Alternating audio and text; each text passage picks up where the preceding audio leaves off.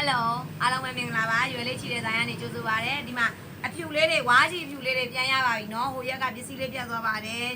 အခုပြန်ရပြီ3000တမိုင်းနဲ့တကိုက်ကို9500ပါနော်တကိုက်ကို9500 3000တမိုင်းနဲ့မှာနော်အဖြူလေးရပြီပြောကြတော့ចောင်းစိမ်းလည်းရပြီပေါ့နော်ចောင်းစိမ်းရလဲဒီလိုမျိုးအပုတ်ပေါ့နော်ចောင်းစိမ်းအပုတ်လေးလည်းရပါပြီပြောကြတော့ဒါကကြတော့နက်ပြယူနီဖောင်းတွေလာမေးကြလို့ပေါ့နော်နက်ပြဒီတစ်ခေါက်မှာထားပါတယ်နက်ပြသားလေးတွေလည်းရပါတယ်ပိတ်စပေါ့နော်ရွယ်တော့ချုပ်ပြီးသားတော့မရသေးပါဘူးဒါပိတ်စပေါ့နော်ဒါလေးတွေလိုအပ်တဲ့ဟိုပါပေါ့ចောင်းယူနီဖောင်းလေးတွေပေါ့နော်အဖြူစိမ်းလေးတွေရဲ့ဒီနက်ပြလေးတွေလည်းရတယ်ပြောကြတော့လိုမျိုးတခြားအယောင်လေးတွေလည်းပြန်ပါတယ်ပေါ့နော်တချို့ကုန်တဲ့အယောင်လေးတွေရွယ်ထပ်ပြေထားပါတယ်တချို့အယောင်လေးတွေလည်းရှိတယ်ပေါ့နော်ဒီမှာဒီလိုလေးတွေပေါ့အညိုးတို့အယောင်ဆုံးပဲဝါးကြီးလေးတွေကတော့ပေါ့နော်ဘဲ